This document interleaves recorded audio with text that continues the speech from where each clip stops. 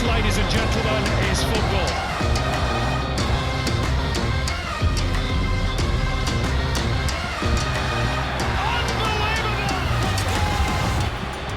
Hello and welcome to another episode of Total A-Leagues. I'm Vince Rugari. Tommy Orr, how you doing? Great to be back.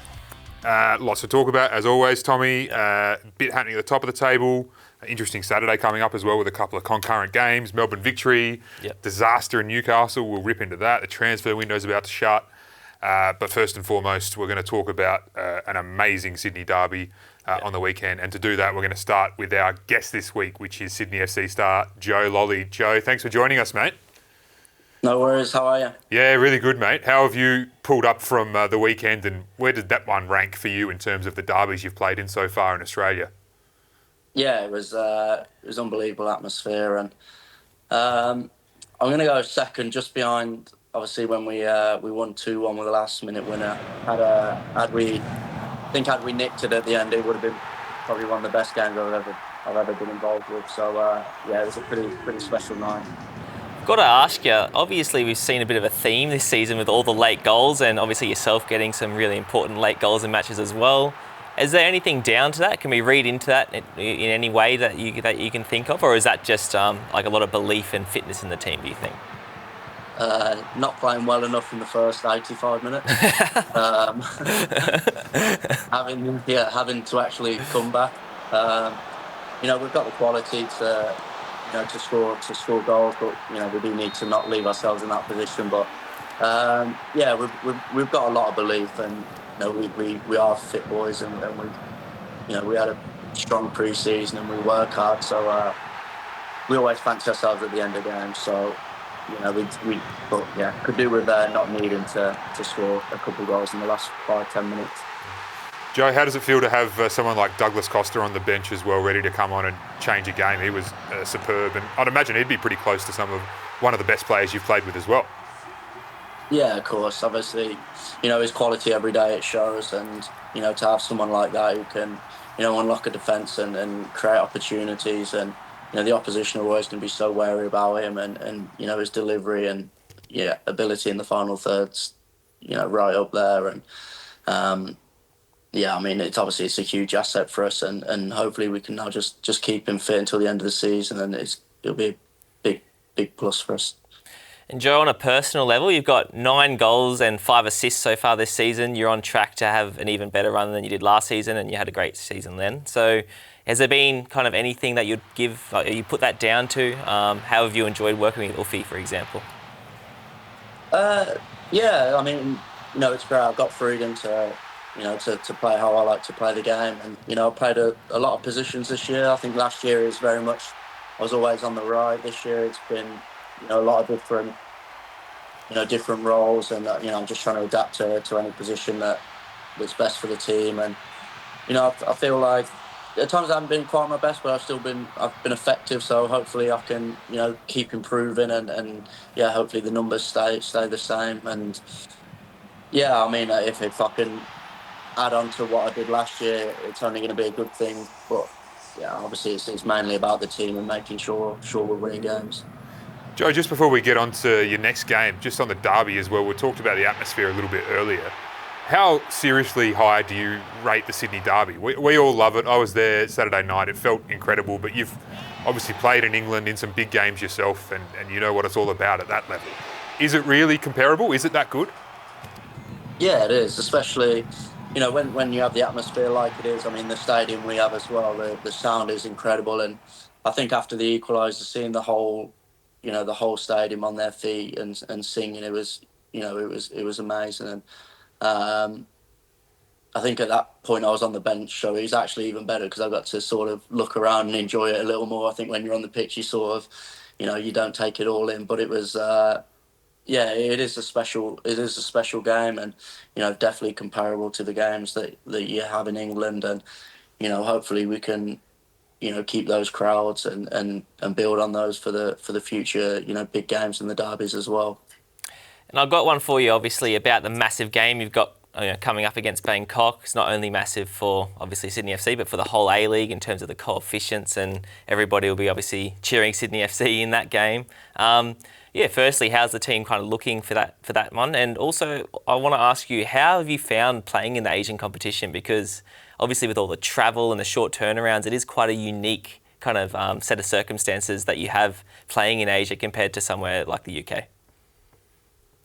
Yeah, it was definitely an eye-opener and something new. We've had some interesting trips and some long trips, but, memories that I've made and I wouldn't change. And it's been great to see different cultures and play in different parts of the world. So it's a great experience and something that hopefully we can continue with. And as you say, I mean, obviously just for ourselves and the A-League, it's huge that, we try and go as far as possible. And, obviously we want to win the whole competition, but, we know what's in front of us. It's going to be, a tough run, and especially against Bangkok. So, we're looking forward to it. I think we're shaping up pretty well. The squad's everyone's getting back to health, and, squad's looking stronger. So, fingers crossed we go well.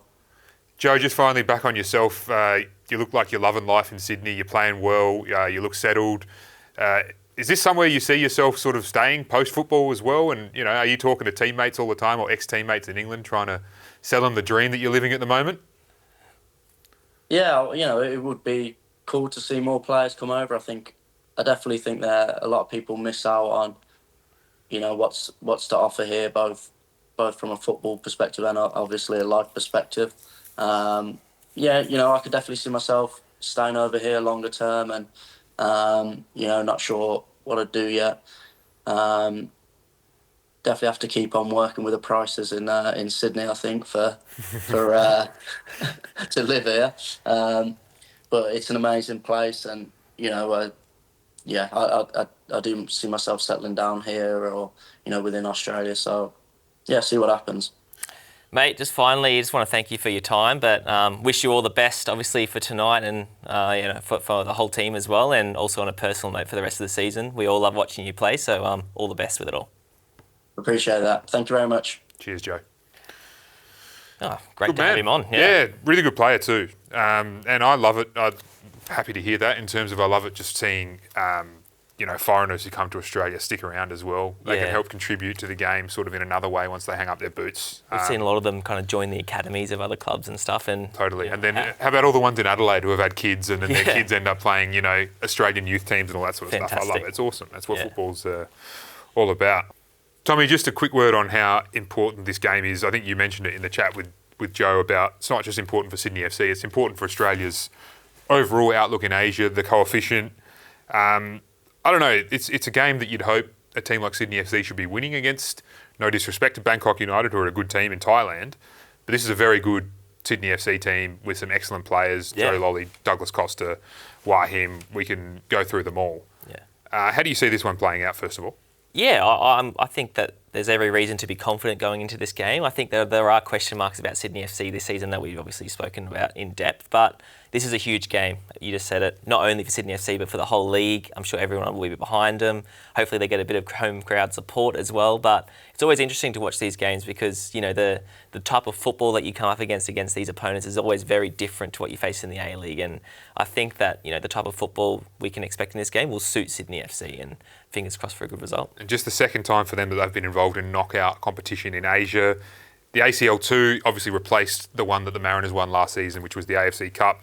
The difference is the AFC Cup didn't have teams in it that also had representation in the AFC Champions League. Yeah. This one does the way they've done the restructure. So I would say it's a little bit more difficult to win because you're playing against, teams from Japan, etc., South Korea, who are also in there. So honestly, if they can go further in this competition and even win it, that'd be huge. It's a seriously big achievement. On Sydney, where's your head at with them? Because it was an interesting derby, obviously. Great finish. Yeah. If the game had gone a little bit longer, they would have won it for sure. They've finished with a wet sail. But again, we saw Wanderers probably control the game, would you say? Like another sort of emblematic of their inconsistency overall this season, Sydney FC. I think that game was a perfect snapshot of both teams' seasons so far, because Sydney FC, the amount of times they've needed a late rally to salvage a draw or get a result in a game has been ridiculous so far this season. And for the first 75 minutes, you just said it, but the Wanderers were better. I think that Sydney FC probably had the possession, but the Wanderers in transition were troubling the Sydney backline almost every time they attacked. And I think they were rude not putting the game to bed, obviously. There was obviously a few contentious calls, which we'll discuss shortly. But I think that defensively, from the Wanderers' perspective, it was the same kind of frailties that exposed themselves at the death. And, it'd be it feels like a loss for them, I'm sure. Yeah. Just before we talk more about the Wanderers, Tommy, we haven't really spoken much about the decision Ufuk Talay made in terms of putting Andrew Redmayne on the bench and promoting Harrison Devonish-Mears. What do you think about that? Because for me personally, I'm not seeing enough from him that Andrew Redmayne should be on the bench sort of, and that's it. Do you know what I mean? Like Andrew Redmayne, he certainly had some errors earlier in the season and in past seasons. But I think if you're putting him on the bench, what you need to bring in is better than that. And I'm not sure it is. Yeah, and I was surprised to hear the age of Devonish-Mears as well. I thought he was a little bit younger than he was, and I thought that was kind of the direction the club was taking, is to put a younger player in. But, he's at an age now where, is he better than Andrew Redmayne currently? I think no. And I actually would go as far as to say that I think if Andrew Redmayne was playing some of these games, they might have a couple of more points, because he is a good goalkeeper and he's very talented, but he's made some costly mistakes for them so far this season, and I'm surprised that Uffy has doubled down on him, and I think there's rightly been questions asked of that. Yeah. So the Wanderers, what else do they have to do to nudge forward in this competition? It should note as well they've made another signing, Josh Laws, the former Wellington Phoenix defender, who will hopefully stiffen up their back line, and then you've got Alex Gersbach, who's still not 100% fit, but when he is, what an addition that is to any A-League team. Is that going to be enough to propel them forward, or do they need to... my thing with them is, yes, they played well on the weekend. I'd still like to see them dominate games more in terms of with the ball, not just... transition. Which they're great at, and they have the weapons to do that, but they also have the weapons to stroke it around a little bit more than they do maybe, and play through the middle more than they do. Agreed. And I think that if you look at the game on the weekend, that game plan and the way they have playing kind of suits itself to playing a team like Sydney FC, because Sydney FC, they like to have possession and control the game, so trying to give them like sucker punch at the other end kind of played perfectly into their hands. But I do think that I agree with you. I think that we do need to see more of them with the ball. Obviously, having Mata out was a bit of a blow in that regard, but I think the two players you just touched on, obviously Josh Laws and Gersbach when he's fit, that is the key kind of area of the field that they're the weakest, because if you're going to play counter-attacking football, first and foremost, like Auckland, you need to be really strong defensively, and I think Wanderers just aren't strong enough defensively to play that kind of football. They also probably need more often from Zach Sapsford. If he can play Sydney FC every week, that'd be in a good place. He was electric in that game. I think in AFL circles they'd call him an uphill skier, not a downhill skier. He saves his best for the big games, which is interesting. So it shows there's more in him, I think. And just a quick word on Nick Milanovic, I think was outstanding. Some great balls from him. Borello as well. I think all their front third players were really good in that game. And the real turning point was when the likes of Borello obviously went off the field as well. So agreed. So let's talk a little bit about, you mentioned contentious calls earlier. In the post-match press conference, Alan Stajic was, I don't know if I'd call him livid. He certainly wasn't happy with the overall standard of refereeing, and in particular, a handball penalty that wasn't given against Ryan Grant. First, we'll hear what Stag had to say. And again, we had a handball with Clisby against Melbourne Victory, which, was explained to us earlier in the year, which is why I said I don't know the handball rule anymore, which was explained to us, and we were given a specific example by John Moss that those kinds of handballs weren't handball. It was almost identical to Cliz's one, and, we copped a late penalty to lose 2 points, and then Ryan Grant's one today was almost identical. For me, it was almost identical to Cliz's. I don't know how they're any different at all. Now, sometimes I feel like I don't understand the handball rule, but let's have a look at this and then talk about what the actual rule is. We've got a side-by-side comparison coming up. So this is the one from the weekend, and you can see Ryan Grant's falling and he sticks his hand out to try and break his fall, and that's not a penalty. Yep. Or wasn't given one, which I'm fine with personally, but obviously Stadge is, has an issue with the levels of consistency, and here's the one he's talking about now with Jack Clisby. And for me, there's a little bit of a difference when you just look at the angle of Clisby's arm. It's Yeah. slightly up, and the rule says it's not handball if the player is falling and the arm is between their body and the ground. Yep. And for me, Rhino's is. Clisby's is slightly raised, and I can see why that's been given, but I can also see why Stadge is a little bit upset because it's marginal, you know. And on another day with a different ref, would you see a different decision? Maybe. 100%. I think both of them, and that's the frustrating part about the handball rule is it's all about the interpretation of the rule. It's not the rules per se. It's one person's interpretation, and on any day of the week, and this is a worldwide football issue. Obviously, seeing it, not just in the A-League. We've seen Spurs, for example, a few weeks ago, be on the wrong end of a similar kind of decision. But I think that it's frustrating. I think the rules they keep making more complex and more convoluted, and it makes it even more confusing as a fan or somebody watching the game to know if it's a foul or not. But I can understand his frustration. I do agree with him, and I think your point though is right. I don't know if the Clisby one is the right comparison to make, but I think his comments were valid. Handball feels like a lottery sometimes. So if any coach sort of throws their arms up and says, I don't understand the rule, I get it because it can be just so confusing and as you say, inconsistent. But it is what it is for that one anyway. Tommy, they're calling it Super Saturday, or I don't know if they're calling it Super Saturday, if that's just our producer Nick Stoll, but we're going to call it Super Saturday. Two big games with a big say on how the ladder is going to play out at the end of the season. You got Western United at home to Auckland at 6 p.m. and then at 7:35, which means there'll be a bit of overlap. There's Adelaide United versus Newcastle. We'll just start a little bit first with Western United. But a good draw on the weekend against Macarthur FC. The problem coming out of that, though, was Angus Thurgate copped a yellow card and will be suspended for this one. And he's played every minute of every game for them this season. How big a loss is that?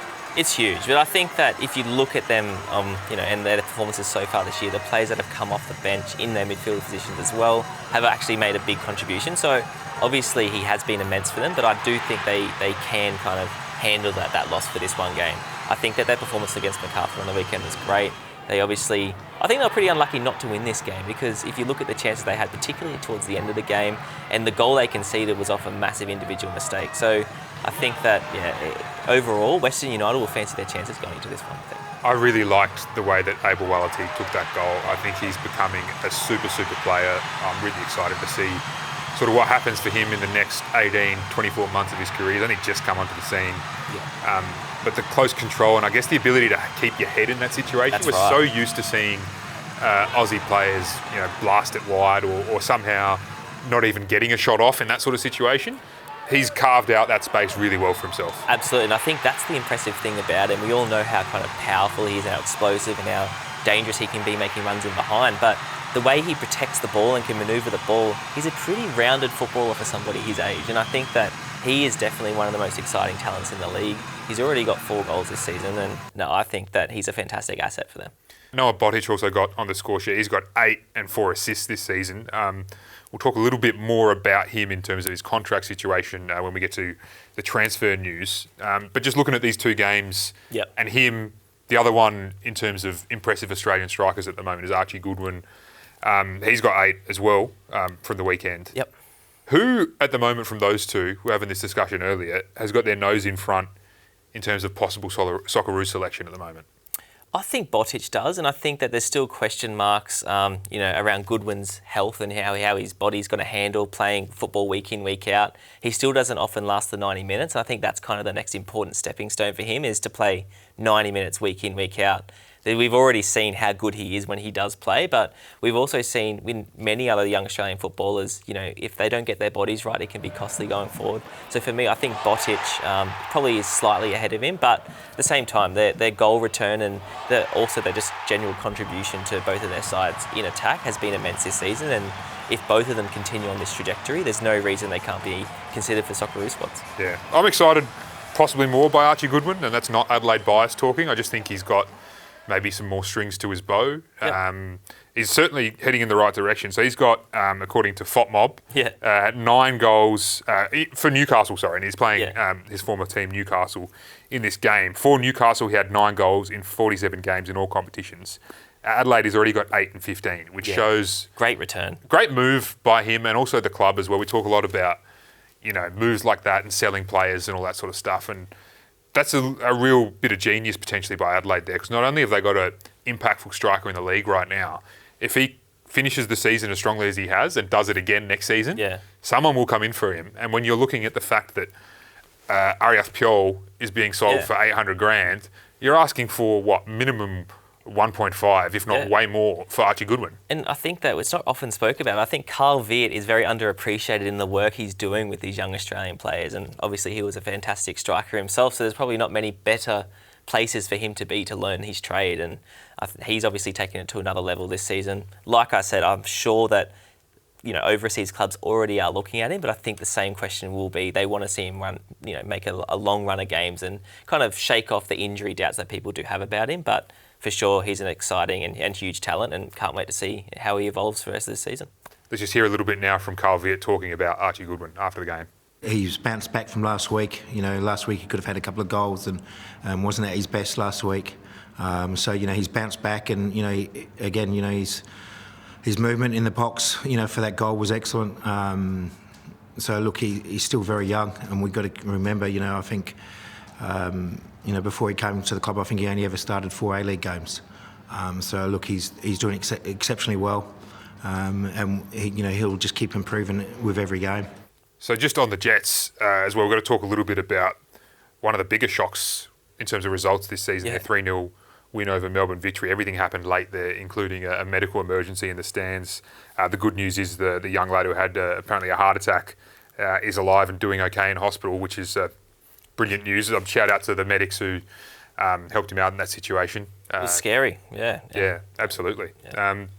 But from a Newcastle perspective, what a result. I mean, they haven't had a lot to crow about this season, but was that maybe their best game so far overall? I think so. I think if you look at the first half, I think Victory probably dominated most of the first half without creating too many clear-cut chances. But second half, Lockie Rose, we can obviously see him on the screen now, once he came into the game, it was a different game. He runs in behind, and Victory defensively, every single time the ball was played in behind them, it looked so vulnerable, and Newcastle recognised that, and they kept doing it. And I actually think that in the end, they were probably unlucky not to win by even more goals than they did. So the scoreline wasn't misleading, and it didn't flatter them. I think that they were good for the win, and they can take a lot of confidence from it. Absolutely. But what about the Victory side of things here? Because it's just not going right for them, really. It wasn't too long ago they were sort of the north end of the table. Yeah. And there's just, something missing, particularly in that final third, a bit of sort of lethalness. Yeah. I know you don't like big chances, Tommy, but they lead the league in big chances missed. Yeah. They're 7th in goals per match in the competition, which you'd think with the for a team with this firepower is like something's going wrong. Are some of these players, is that edge just eluding them at the moment? Or are there some players with deficiencies? Too many players with deficiencies, maybe? Yeah, well, I think just on this game, firstly, I think in an attacking sense, we look at the performances in Arthur Dealey's first 6 games in charge that they didn't win. I actually think they were worse in this game than any of those games. I think this was their worst performance since he's been the manager. If you look at the kind of, maybe the front third players being stifled, I think it's not a suggestion that they're not performing or doing their best themselves, but I think it's a kind of a result of the team. Nobody's on the same wavelength. They've chopped and changed personnel every week, what it feels like, for months. And it was only the last 2 weeks before this game that they thought, they're finally getting a bit of continuity. They've kept the same starting lineup. And so after that, to put in a performance like they did on the weekend poses some huge questions for them. And you said, in the front third, they weren't great, but defensively, I thought they were even worse. So it was kind of all across the pitch, a very flat performance all around. So this is their run coming up. They got Wellington at home, Melbourne City and the Derby at home, Brisbane Roar away, and the Mariners at home. That's a pretty good run. Yeah. What do they need out of that to be in a good position for the sort of run home? Well, I think if you take away the Melbourne Derby, which, a game like that, it could go either way, of course. But if you look at the other 3 games, they're kind of must-wins. And I think that with Victory's squad on paper and how strong it is, they should be looking to take 9 points from the other game. So, looking at those 4 games, I think 10 points for sure. And if they get those 10 points, they're in a great position. So, it is easy to be critical, but they've still got it very much in their hands to go on to do special things this season. It's a yo-yo league, we know that. A couple of good results, you go up. A couple of bad results, you go down. Exactly. Transfer talk, Tommy. The window in Australia finally closes on Wednesday at 11:59 p.m. Not expecting too much movement, although could be wrong, obviously. But what we want to talk about here is who's coming off contract which means these players are available on a free transfer. Clubs can talk to them, probably are talking to them already. It's a good list too. So it's huge, yeah. Marin Jakalic, Valère Germain, Anthony Caceres, Hiroki Sakai, Daniel Arzani, Juan Mata, Brian Kaltak, Noah Botic, Jake Holman, Jaden Kacharski, Adrian Segicic, Jordi Valadon, Max Burgess, Costa Barbarouses, Callum Talbot. We're talking about some of the best players in the league here. We are. So if you're in charge of a football department at an A-League club, who are you going for here? Well, the interesting thing is obviously the first two, you can kind of look at it from the young players and the talents perspective and the older, already more proven players. And on that, I would just say like a Sakai, it's probably not going anywhere. Yeah, you know what I mean? Like they're just going to have that conversation later. So I don't read too much into that. What I am fascinated by is players like Segicic, Kacharski, Botic, who have huge value coming off contract. And it's interesting because I'm sure the club is probably already having discussions with them to try and keep them, but the players probably think they might have already done enough to go overseas on a free transfer, or maybe better get a better contract at a different club. It's interesting because at times like this, from a player's perspective, you're kind of navigating that risk versus reward situation where one injury and your decision to be off contract can kind of be derailed. There's a lot of moving parts to this, but if you're the clubs in any of the situation, they should be doing everything in their power to keep these players, because you just said that the transfer fees these players will demand in future is probably going to be pretty significant. An interesting one here, just to talk about for a second, is Daniel Arzani, who we've been speaking about quite a lot on this show, and unfortunately not always in the most glowing positive terms, especially after Popper gave him that public blast a couple of weeks ago. What are you thinking if you're Daniel Arzani at the moment, with that message from Popper still ringing in your ears, coming off contract at Melbourne Victory, where you don't, things aren't going too well, and you're not killing it like people think you should be doing? Are other clubs looking at him, or is it too much of a risk to sign a Daniel Arzani? Well, I think that the thing that's not working in his favour is, rightly or wrongly, he's developed a reputation for having baggage and maybe having a bad work ethic, or these types of things. That's been a bit of a theme, and you just touched on it. And if you're a manager of another A-League club, for example, I think there'll be question marks around that. And that's definitely something that he has to stamp out, and I still think there's time for him to turn it around at Victory. He's been mixed so far this season. When he's been good, he's been really good, but he's obviously been in and out of the starting lineup. But I think that he's obviously been in a few clubs now, and it hasn't quite worked out for the same way it did for him at Melbourne City. So it's something that he's going to have to rectify quite quickly. Kacharski and Segicic will probably be looking at their options very closely as well, because they keep coming off the bench for Sydney and turning games and not starting. And they're too good to be bench players, and it's obviously, when you've got such depth and quality players in the front third, it's just what happens at Sydney FC. We've seen Tilio, for example, the same thing happened to him, and he obviously left to go to Melbourne City. So if I was Sydney FC, I would obviously be doing everything I could to keep them, but at the same time, I could understand them potentially moving on. Very good. Tommy, let's reach into the mailbag, and another call out for any questions. If you got them, you know where to put them. Don't send a carrier pigeon. I don't think they work anyway. But this one for this week comes via YouTube from Ben. Loving the show, lads. Thank you. Keep it up. Would appreciate if you could explain the A-League limits on international players for each club, please. Now, I think he's just asking us to clarify visa spots, which is pretty straightforward. It's every team gets 5 visa spots. But it does give me an excuse to air out a theory, an idea I've recently randomly come up with on the spot on Suited and Booted, a great podcast which I highly recommend. I don't think it's a bad idea. And we mentioned Brian Kaltak in terms of the players who are coming off contract. For me, if we're looking for ways to find rough diamonds out there in football, I'm sure there's a lot of them in Oceania. Yeah. And my idea is to give every club an extra visa spot, a bonus squad spot as well, so it wouldn't necessarily take away from opportunities for young Australian players. Yeah. And not every club has to use it. They can if they want. It would be a spot for an Oceania player, but Kiwis are not eligible. Right. So you couldn't use this spot on, say, if you're Sydney FC and your owner decides to, in a fantasy world, splash out on Chris Wood. You can't do that with this spot. It has to be from another country, a Pacific Islands nation, something like that.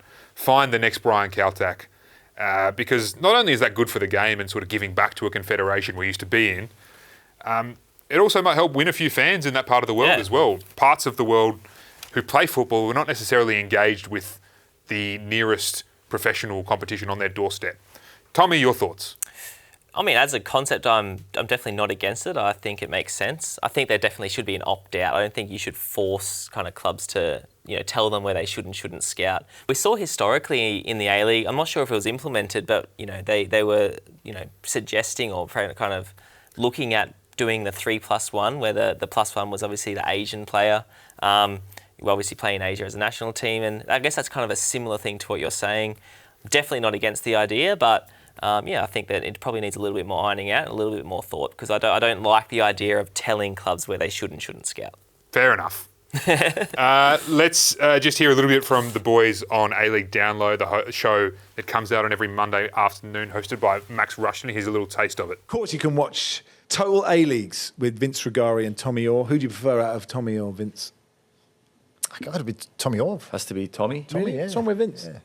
Got to stick by the players. Player. Really? Yeah. Tommy Orr, Players nice union. person. Tomo. Yeah, for sure. I'm a Rugari man. Rugari till I die. That's me. Watch them. It's like this show, but probably with, I don't know, more substance. That's just not for me to say. Okay. Hashtag Rushton in for me. All I'll say Hosts is, sticking together. yeah, look, Mrs. Rugari saw that, and let's just say she won't forget it. Your thoughts on that? Who do you prefer out of those three? I'm a big Tommy Sorensen fan. One of the nicest guys in football, so he's got my vote. I was a big Norm Sekalovsky fan, but I guess that's we're going to bin that. All good. We'll give a plug as well to Dub Zone, our sister show. There's a lot going on in the Ninja A-League at the moment, and they had a special guest on this week as well. Coming up on Dub Zone, it is the Holly Mack show in the Ninja A-League. 4 goals in 2 games for the City Star. The Wanderers upset the Roar as the fight for the top 6 ramps up. And Combank Matilda's boss, Tommy Samani, joins us ahead of the She Believes Cup. Teo Pellizzeri and Grace Gill will join me on the panel. What was your favourite moment of the week, Gracie? Well, from one Holly to another, it was really special to see Holly Caspers return to the fray in pretty good fashion as well. There's a reason we talk about Holly McNamara on this show every week. She's the most exciting player in the league. She's the best player in the league. And she's still showing us stuff that's totally new. So why wouldn't we indulge in that? Yeah, there'll be plenty of Holly, that is for sure, all coming up on this week's edition of Dub Zone. All right, Tommy, let's get into extra time. We'll start with 2 retirements of some A-League veterans, Jamie Young and Nikita Rukavica. Where does your head go? First of all, with Ruka, you played with him? Yeah, played with both, actually. Ruka, fantastic player, hugely talented, obviously remembered for his speed. 2010 World Cup, I remember he played for Socceroos as well. This is his first goal in the A-League as well, and we're about to see his last come after it. Yeah, right. Pretty underappreciated player, I think. So we saw him score so many goals overseas. Probably never did it in the A-League as much as he did overseas, but overall, great career, great guy. So yeah, well done. There was a period of time as well where he was one of the most prolific strikers in world football as well when he was in Israel. So I think his career might have panned out a little bit differently had he actually played more in the earlier part of his career as a striker to use that incredible pace of his. But Jamie Young, Tommy, an ex-Brisbane Roar teammate as well. Monster of a guy, great goalkeeper at his best as well. He was, and I was fortunate to play with him and Michael Theo together, 2 of the great A-League goalkeepers at Brisbane Roar. That great guy, great goalkeeper. We saw him at Western United. I think that was probably when he was at the peak of his powers a couple of seasons ago when they went on to win it. And I wish Youngie all the best. He's one of the A-League legends for sure. Top guy. Tommy, this weekend, Melbourne Victory are celebrating their 20 years in the A-League and of their existence on Friday night against Wellington. Who is on your Melbourne Victory Mount Rushmore? I think Archie and Kevin Muscat are the first 2 certainties, you'd have to say. I'd agree with that. Probably say Lee Broxham, just for the longevity. He's just, at one, part and parcel of the club, and Berisha. It's a toss-up between him or Carlos Hernandez, wouldn't you say? Yeah, true. For that last spot. But I also just want to give a mention to Fred, the Brazilian midfielder who in the early days in the A-League, when the A-League was huge, Fred was a name. You could say Fred and people would be like, I know exactly who you're talking about, and we're not talking about a DJ. You know what I mean? He was a big deal. Moving on, the PFA are working on something as well, a team of the second decade in the A-League, so the best players from 2015 onwards. In that period, Tommy, who was the most impactful player in the A-League? Great question. Good initiative as well. I like it. I think I'm going to have to say Jamie McLaren. And, he obviously was involved for most of those seasons. So, we saw some really good players come and go over those 10 years. But the amount of goals he's scored, both at Brisbane and Melbourne City, was remarkable. And I think just from that perspective, he has my vote. little bit stiff on Milos Nikovic, who won 2 Johnny Warren medals during that period. Yeah. But that's fine. And also Craig Goodwin, who won 1. And for me, my head went straight to Craig Goodwin. Didn't spend as much time in the league as these two guys. But when he did, he was one of the best players and a wand of a left foot.